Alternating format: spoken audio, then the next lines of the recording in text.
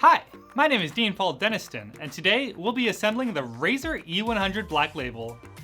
This process applies to all your Razor electric scooters with a hub motor. This is an easy process. It should take you approximately 5 minutes from start to finish. The only tool you'll need is the included 5mm Allen wrench. This process can be completed in 3 easy steps. Step 1, plug in the connectors. Step 2, attach the handlebar.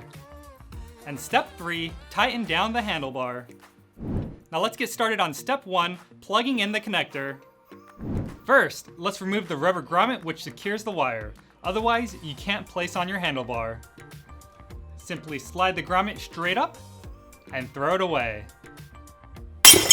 Our scooter only has one connector, while yours may have 2 and they may look different.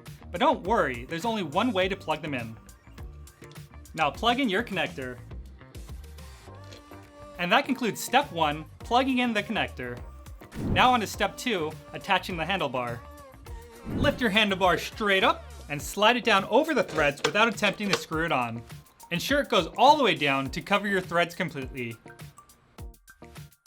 With it all the way down, line it up with your wheel. And that concludes step 2, attaching the handlebar. Now on to step 3, tightening down the handlebar.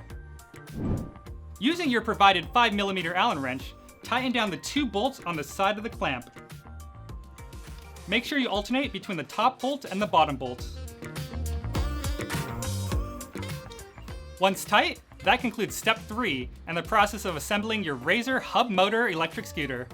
I hope you found this video helpful and informative, but if you have any other questions or concerns, please feel free to contact customer support at razor.com.